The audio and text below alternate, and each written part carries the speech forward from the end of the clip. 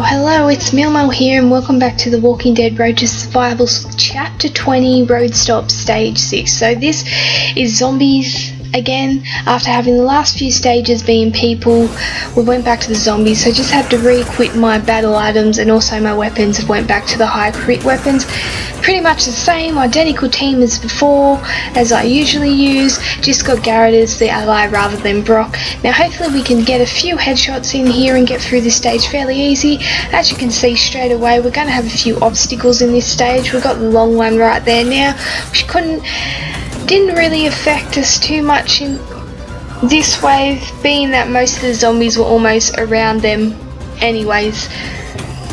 So that was 11 walkers in that one, 11 walkers in this one. I say that would be a fairly heavy trend. That's what they tend to do. They tend to have the 11, 12 walkers for the first 4 or 5 waves and then hit you with the 13, the big load of them at the end, so the 13, 14, which makes it that bit harder, especially if you have a couple of obstacles, because you've got them funneling usually through the one big corridor, and if you're not making your headshots, it makes it really tough to get rid of them, and it makes it really hard when you got, you're surrounded by 3 or 2, because you pretty much know that player's gonna die getting hit that 3 times, and sometimes they can always get them in that one hit.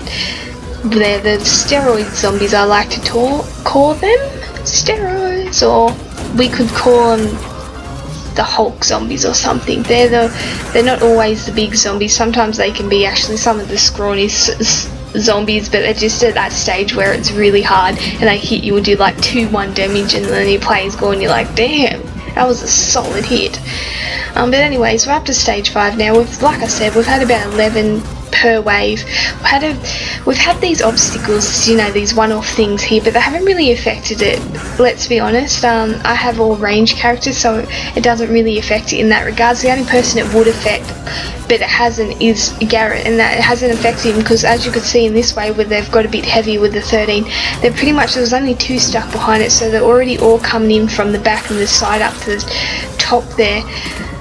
Looks like I'm going to lose a few players here, which isn't bothering me too much. That's what happens when you're not making your headshots and you got that bigger wave and heavier pile of zombies there. So just a bit of a tip with using your smelling salts. As you can see, Carson's dead.